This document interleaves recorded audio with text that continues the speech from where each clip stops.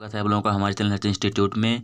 आपका इंग्लिश का पेपर आ रहा है और आपके जो सबसे महत्वपूर्ण है वो है आर्टिकल निबंध, जो हर साल आता है 6 नंबर का आता है, काफ़ी महत्वपूर्ण नंबर का आता है।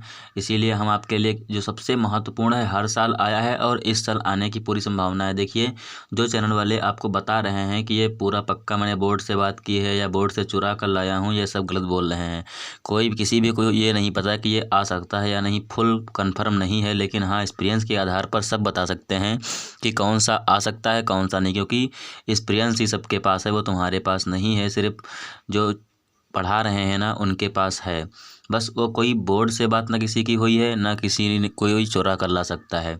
चलिए हम शुरू करते हैं अपना इम्पोर्टेंट आर्टिकल, जो बहुत ही इम्पोर्टेंट है और हर साल आया भी है।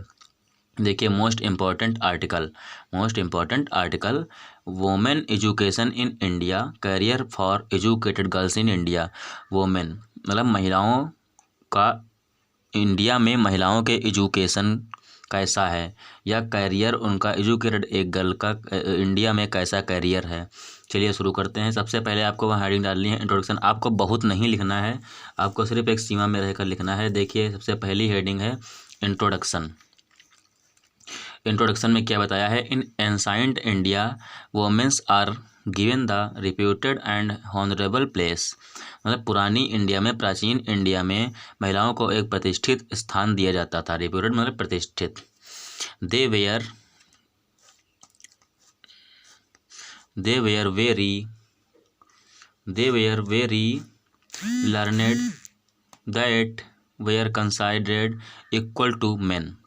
मतलब वे मैन के इक्वल ही मानी जाती थी। वे लर्नेड मतलब अच्छी खासी ज्ञानी, मतलब ज्ञान होता था उनके, पढ़ी लिखी होती थी। They were learned, they were considered equal to man. When the Mohammedans become Indian rulers they brought about in social changes in India.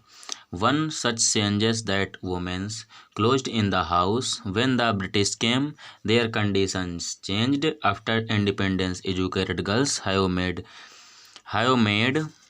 Great career in India. देखिए, बताया गया है कि they were considered equal to man, वे man के समान होती थी। व्हेन द मोहम्मदास मतलब जब मुसलमान इंडिया में आए, Indian rulers they brought about many social change. जो इंडिया के गांव थे, गांव वाले इलाके थे, उनमें एक बहुत बड़ा चेंज आया, बहुत बड़ा चेंज लाया इन इंडिया में। वन सच चेंज, एक चेंज जो था, दैट वुमेन जो महिलाएं, were closed in the house, वे घर के अंदर क्लोज हो गई। व्हेन द ब्रिटिश केम, और जब ब्रिटिश आए, देयर कंडीशन चेंज हुई, उनकी कुछ कंडीशन चेंज हुई, ज़्यादा नहीं चेंज हुई पाई, कुछ कंडीशन उनकी चेंज हुई। After independence educated girls have made great career in India. और इंडिपेंडेंस, स्वतंत्रता के बाद उनका करियर इंडिया में बहुत अच्छा हो गया।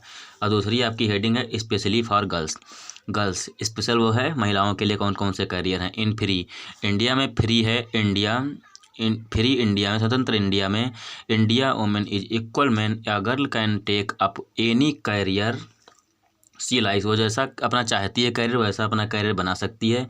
There are girls in every vocation, आज गर्ल्स एवरी प्रत्येक व्यवसाय में एंड प्रोफेशन में हैं। गर्ल्स आर नाउ पॉलिटिशियन हैं, एडमिनिस्ट्रेटर्स हैं, पुलिस हैं, ऑफिसर्स हैं, पायलट्स हैं, डॉक्टर्स हैं, इंजीनियर्स हैं, एटीसी। बस आपको इतना कर देना है। इसमें ज़्यादा बड़ी हेडिंग, सिर्फ आपको इंट्रोडक्शन थोड़ा अच्छा देना है, क्योंकि जो एग्जामिनर होता है उससे पहले इंट्रोडक्शन ही पढ़ते हैं। आपको इंट्रोडक्शन अच्छा देना है, उसके बाद स्पेशली थोड़ी छोटी है, आपको बस हेडिंग दिखानी है कि हमने इतनी हेडिंग लिखी है। आपको छोटी हेडिंग में ये बना देना है, लिख देना है। फिर आपके लिए आएगा चैलेंजिंग कैरियर्स। उनका कैरियर मतलब कैसा चैलेंज है, कौन कौन से कैरियर में वो जा सकती हैं। चैलेंजिंग मतलब खतरे से खतरा, चैलेंजिंग मतलब आप तो आज तो एयरफोर्स वगैरह में भी हैं। बस आपको यही लिख देना है कि चैलेंजिंग कैरियर्स हैं, उनके लिए सभी तरह के कैरियर उपलब्ध हैं। Every career is open for girls है। Some girls take up more challenging careers but most girls generally prefer teaching profession, लेकिन कुछ टीचिंग प्रोफेशन को ही प्रेफर करती हैं।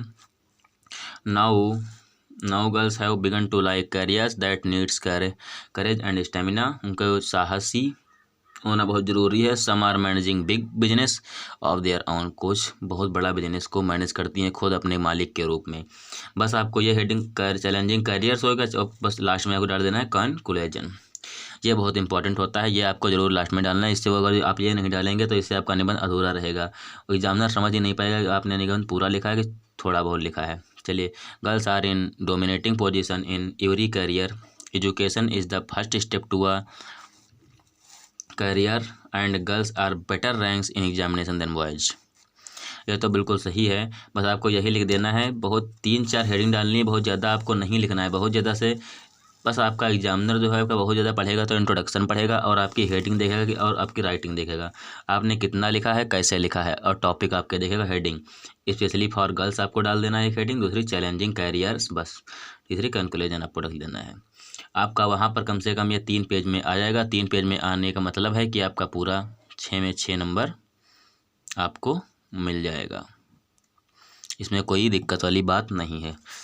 आपका पेपर 6 अप्रैल को है। चलिए मिलते हैं नेक्स्ट वीडियो में, तब तक के लिए आप पढ़ाई करते रहिए।